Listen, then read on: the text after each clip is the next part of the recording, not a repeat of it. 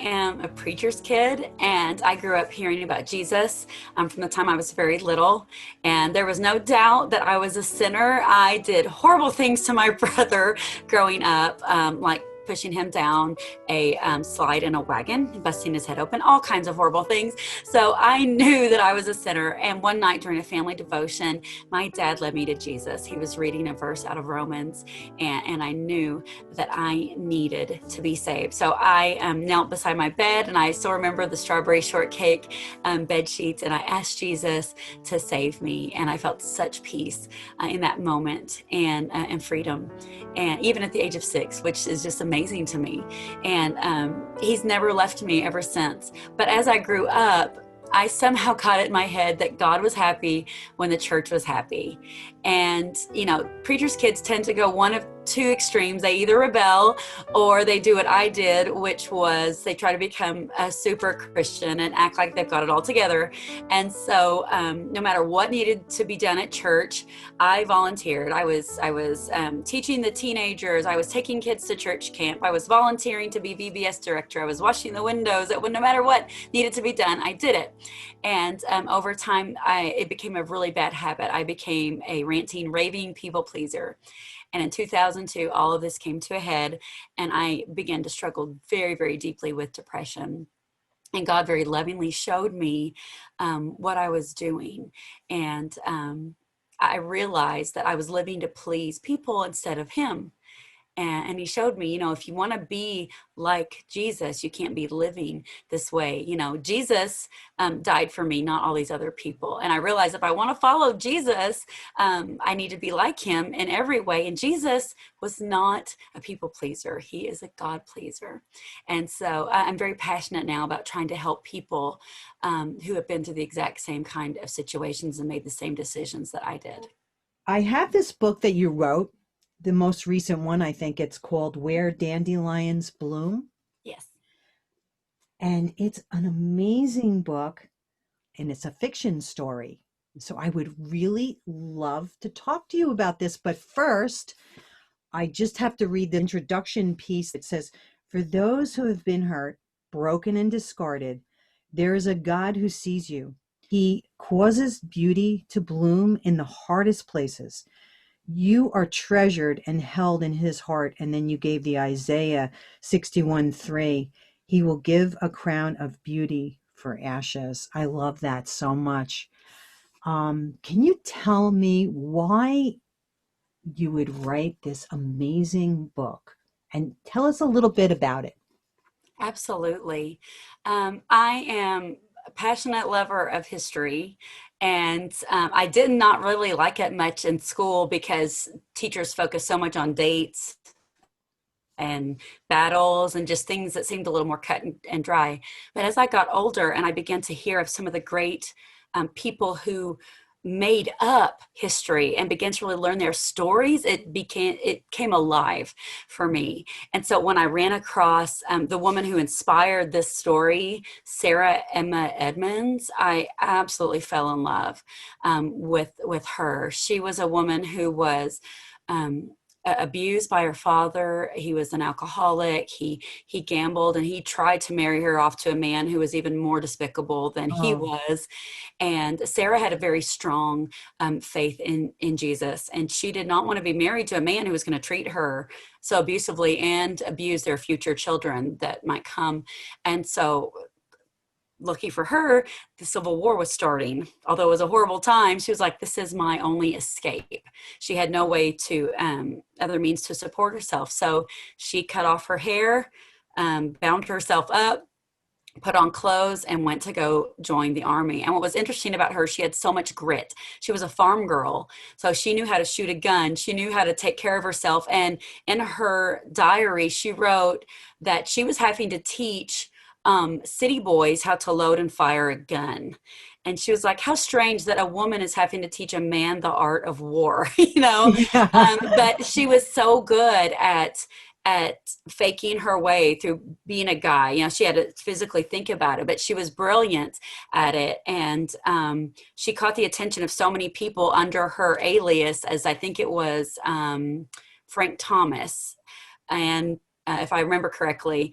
And anyway, she caught the eye of her superiors, and eventually the eye of people in the Secret Service with Alan Pinkerton, that they asked her to be a spy for the Union.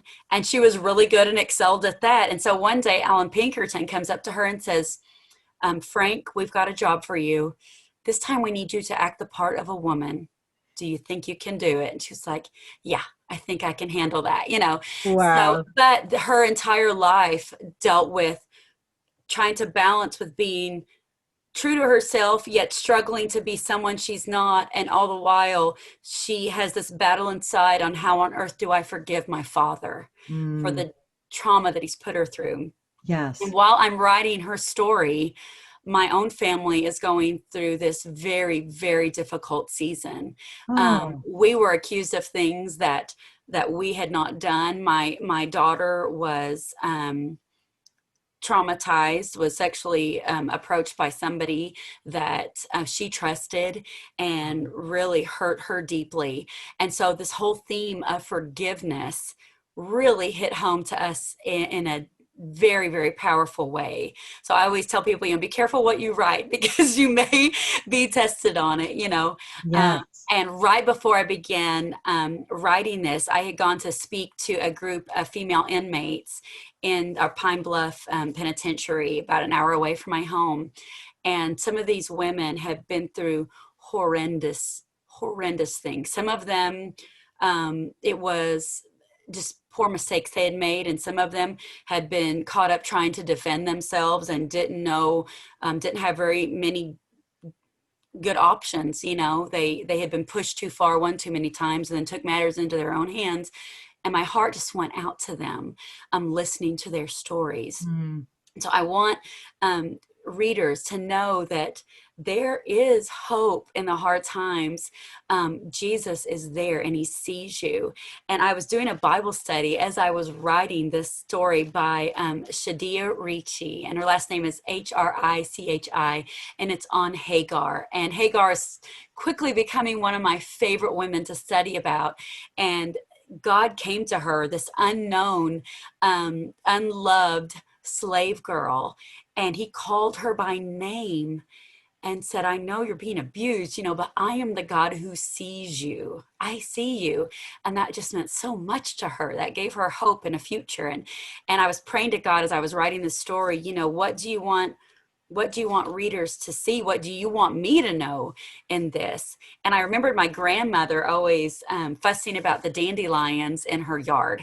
She always wanted to rip them up. And I said, but didn't you like dandelions when you were little? She said, oh, I loved them.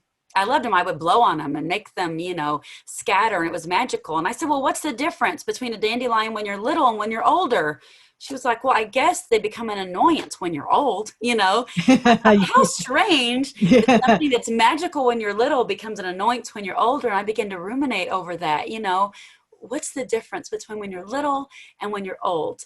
And I began mulling over that. And in the book, I named the character Cassie, that is based on Emma, and she is wearing a crown of dandelions in her hair. She thinks she's a princess, but her dad looks at them and says, "Those are just weeds. You'll never be a princess. You're nothing." But God saw her and led her through this beautiful journey into who the woman she was designed to be. And so it's just perspective. And the neat thing about dandelions is that they'll bloom through anything, concrete, brick, they never stop. So the characters in the book, tell each other all the time, whenever you see a dandelion blooming in mortar, that means that there is still hope. God sees you. Hope is still there. So that's kind of the birth of that. And that's what I really want my readers to know. It doesn't matter the deepest, darkest place that you're in, God still sees you. He knows you, and he can birth hope out of the darkest things that you're going through. Christian fiction. What moves you to do that? Well, there's this great parable. I can't remember if it's an Indian fable or a Hebrew fable. I'll have to look it up, so don't quote me on it. But there's this great fable that says that a naked truth went down the street trying to tell everybody truth, but nobody would listen to her because she was naked. They would slam the door on her. They would shut their windows. Nobody wanted to hear from her because she was naked. But Story came up dressed in beautiful robes and linens and said, Truth, don't you know that the reason people won't listen to you is because you're naked? Just wear one of my gowns and they'll listen. And Truth was crying and said, no, no, no, it won't work. She said, trust me, it'll work. So Story wrapped one of her beautiful robes around Truth. Truth tried to tell her story again, and then everybody would listen. They opened up their doors. They welcomed her in. So there's a great thing. I mean, sometimes if you tell people blunt truth and say, this is the way it is, there is hope for you, they'll be like, no, I'm in too dark of a place. I can't hear it right now. But if you wrap it in story, it gets down into the marrow, down into the deep places, and it tugs on those emotions, and it gets into the mind where you see things in a new way. And it's beautiful. And Jesus did the same thing. He used parable all the time to try to help us understand deep spiritual truths in a very much more palatable way that our simple minds could understand. And I think it's a beautiful way to share the gospel and hope with people that otherwise sometimes it's just too hard for us to get right off the bat. So you shared something with me before about your friends saying to you, why fiction, right? Yeah. Yeah. Well, talk about Yeah, that. they said, so why are you writing fiction? You used to just sing songs about Jesus, or when you were with your record label and all these things. And I said, well, people are getting the gospel without realizing that they're getting the gospel. That's what it is. And it's a beautiful way to share Jesus with people. And how about your music? Talk about that. Well, I was signed with Incubator Creative Group for 10 years and love them. Fantastic, fantastic management company. And I was telling people about Jesus. I still speak. I'm a speaker. I go talk to women's groups, prisons, churches, anybody who will listen to me and put up with me. But I was singing full concerts. And so I thought that God was telling me he was going to use my voice to tell other people about him. Several years ago, I was diagnosed with gastroparesis, and that keeps your stomach from pumping, and it was affecting my voice. I was having larynx spasms and esophageal spasms, and it was really taking a toll on my singing voice. And I thought, God, I don't understand what you're doing here. This is not cool. Yeah. You're changing the plan on me. Mm-hmm. And so I was very confused. And the people who had met me at concerts were still asking, can you send us some content? What's going on with you? And so I began blogging and sharing things I had learned in scripture and different things. And my newsletter list began to grow. And so I just began writing more and more and more. And I began getting ideas for some of these stories. And so a friend told me, you should join American Christian fiction writers and attend their yearly conference. And I thought, oh, I don't know about that. I'm not a fiction writer. I can't really do that. And my husband said, why don't you go and just see? And if you don't like it or it's not your thing, then you'll know. So I thought, okay, why not? So I went and attended. And the very first class that I sat in was on an author's voice and the unique way that each author uses words and phrases to create a story. And God spoke to me so strongly in that class. He said, Tara, you can have a voice and still not have a voice. I'm doing a new thing. This is a new season. And it was a good reminder to me that God moves us in and out of different seasons. Even as moms, we've got the toddler phase. We've got the middle grade phase. We've got the teenage phase. We've got our children as adult phase. We don't need to get so stuck in our seasons and think God can only do this thing at this time and this is forever how it's going to be. He moves us in and out of seasons. And it was a really good reminder to me that, and this this may be just a season. He may do something new later, but it's good to remind us and keep us flexible that God's arm is not ever shortened. He's all the time doing something new, and it's exciting and fun. That Jesus is crazy about you. He loves you so much.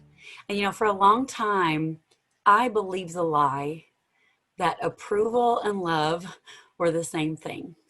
And they're really not. Approval is a stamp that somebody gives you that says you're good enough. You meet my expectations. But love says you're a mess but I'm crazy about you anyway. And Jesus' love for you is so deep and so wide and so high and so strong that there is nothing you can do to make him love you less. He's nuts about you. He loves you so much that he died to save you. Before you were even born, before you were even thought of, he had a plan for your life. He wrote it down in his book.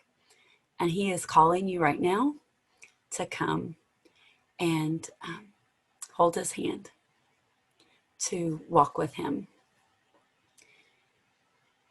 Just like Hagar in Genesis 16, you may feel a little lost, struggling. There's a lot of chaos going on around us right now. But you are seen by the God of the universe. He knows your name. He knows your heart. He knows everything you've ever done.